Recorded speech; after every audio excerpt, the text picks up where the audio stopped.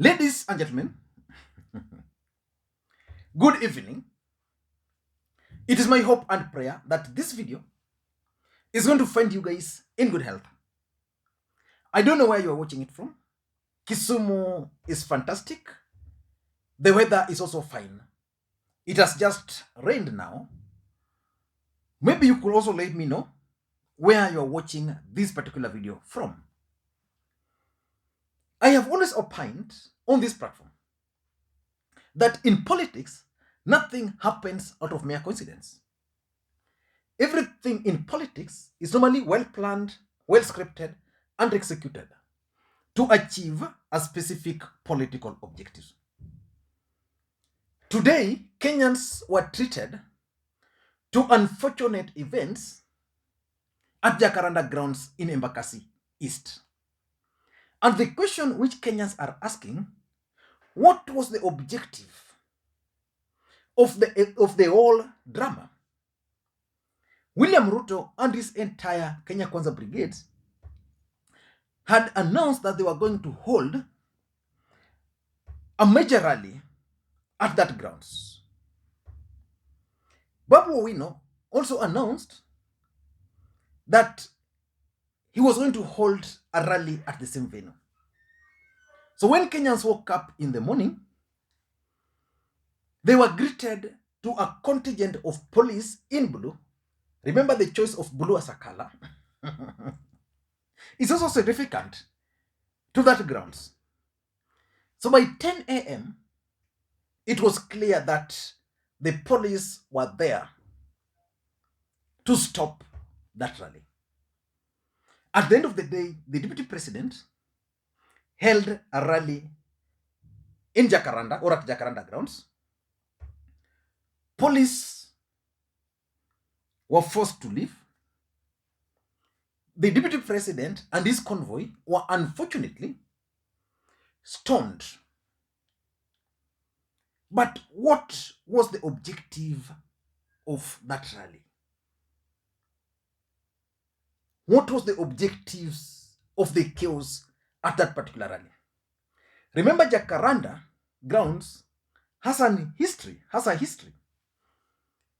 During the last election, NASA had organized a rally at that same venue. Some of us went there in the morning. Mike Sonko, hey, this country, Mike Sonko had turned the entire field into a sewage.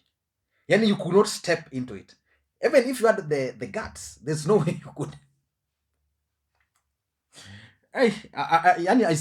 Sometimes I sympathize with Sonko when he's now watching Nairobi on View Sasa. So it has a history. The deputy president finally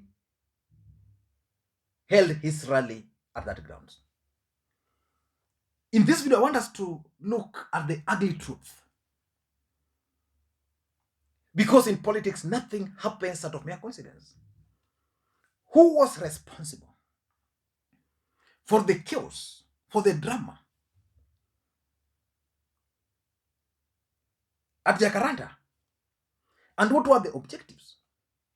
Before we get into all those details, in case you are watching this channel for the first time, please take a second or two, click the subscribe button so that next time we produce a video like this, YouTube will automatically notify you. And to the subscribers, I want to continue. Thank you guys for your continued support. Without that support, the channel cannot be where it is. Now, I have 3 theories. And before we look into all those theories, I want to try and make this video interactive. So I'll expect you to be giving your opinion midway. I have 3 theories on the possible people who might have had a hand in the drama which we witnessed in Jacaranda. I'm going to lay my hands on the deep state, and I'm going to explain. William Ruto team I'm going to explain, and Babu Owino, and why they would do that. Let us begin with the deep state. Why would the deep state stop William Ruto from holding a rally in Jacaranda? Because the presence of the police there signifies the presence of the deep state. Why would they attempt to block William Ruto? Because for me, that was ill-advised. If I were to advise whoever is responsible for the police, I would tell them to let William Ruto be. But why would they do that? Number one, probably these guys wanted to test the strength of William Ruto in Nairobi, the far he can go. So in the morning, they unleashed the police to the stadium. So William Ruto had to think twice. Cancelling the rally would mean he's a coward. Then the only option for him was to forcefully attend the rally. So how do you forcefully attend the rally? Mobilize the youths to take you to Jacaranda. So the deep state, as at now, have already now known the strength of William Ruto. Remember, for those who follow this channel, when Mike Sonko was arrested at one point in Voi and was flown to Nairobi and taken to EACC, I remember telling you guys that the main reason why those guys did that was that they wanted to see or to test the ability of Mike Sonko to disrupt Nairobi. It didn't happen. And that's how now these guys were able to easily offload Mike Sonko in Nairobi, and there was no noise. So these guys wanted to test the strength of the DP in Nairobi, how far he can go. Number two, I also tend to think that they really wanted to identify the goons, in quote, behind William Ruto in Nairobi and the people responsible for mobilizing those goons. I'm using, it's an unfortunate word, but let me just use it that way. That's why I'm putting it in quotes. To mobilize the goons in Nairobi. At the end of the day, the deep state now know the people who mobilize people to go there. You normally mobilize people to go. Women for the rallies, men and youths just to cause chaos or to provide security. So already they know if there were a group of men and youths who are ferried to Nairobi or who are mobilized in Nairobi, they already know those youths. They are leaders. They already know their contact persons. Just by that mere threat of unleashing men in blue at the stadium, and then the deputy president was going to react. So that's the second thing they wanted to do. Number three, probably they just wanted to provoke the DP so that they can understand that when this guy is mad, what can he do? So they expected the DP, for example, to start hurling insults towards the president or towards Raila Odinga. I hope the deputy president behaved. And number three, I think the deep state was also concerned if they were the guys responsible. I'm just giving my theories, by the way. So if they were the guys responsible, it means they were also concerned about President Uhuru Kenyatta's event at Kasarani, while the deputy president was also holding another event, parallel event, in Jacaranda. President Uhuru Kenyatta was the chief guest during the Akurino celebration, which was marking 100 years since it was formed. So the president was the chief guest. He was being accompanied to that event by Raila Odinga and Martha Karua. Akurino Church plays a huge role in the mountain. So if Ruto was to be left to just go to Jacaranda, his original intention was to fill up the stadium so as to prove to Uhuru Kenyatta. So these guys didn't want this to happen. So That's why they tried to thwart the event. So if the people responsible were the deep state, then those were the objectives. But there's also a possibility, number two, that the people who did all this drama or who caused all this drama were actually William Ruto and his team. The question is, why would William Ruto create his own chaos or chaos in his own rally? And can he do that? Those who are on this channel will tell you that I've always insisted up to now that the chaos which were witnessed in Kondele when Ruto came were organized by his team.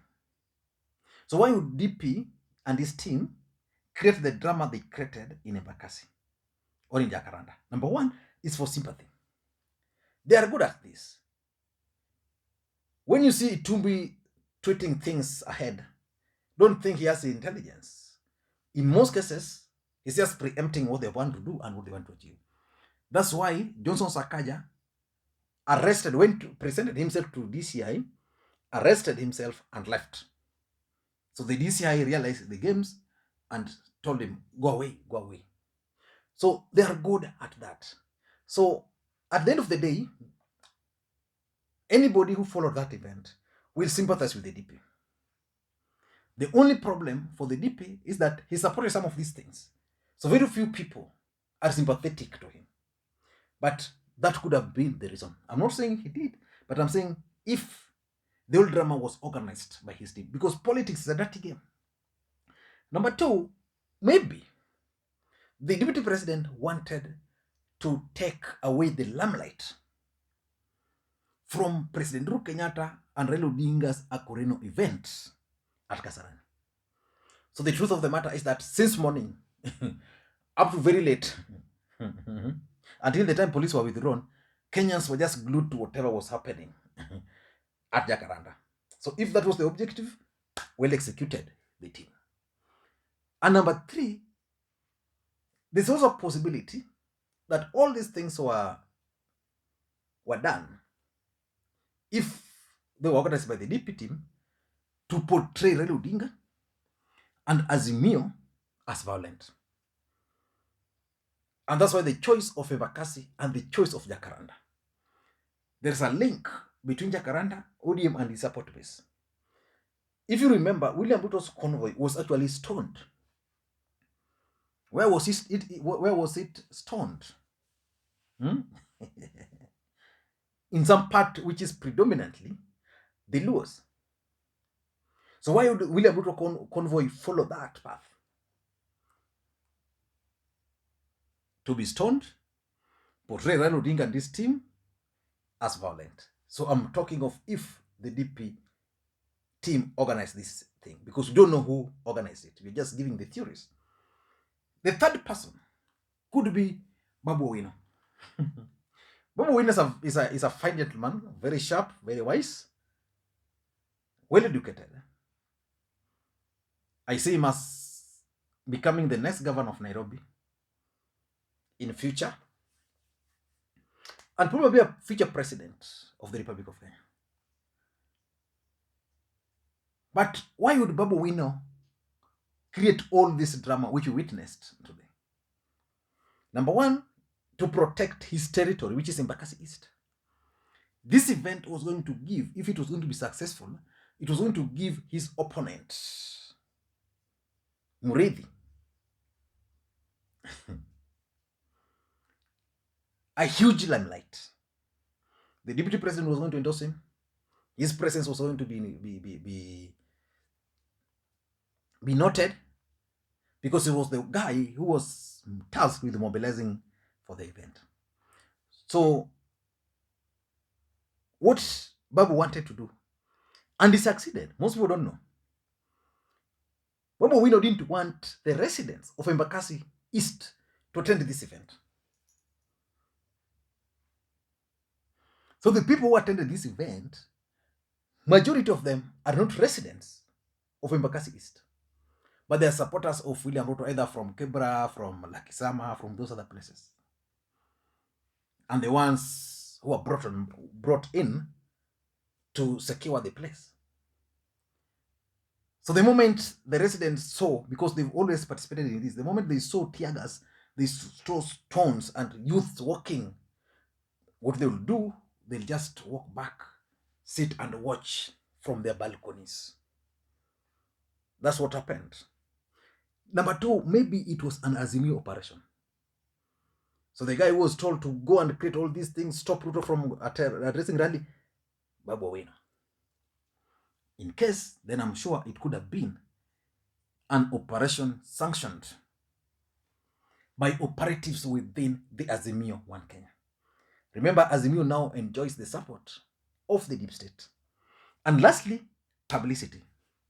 Who doesn't know Babu Owino, the wise man? That was his opportunity to shine.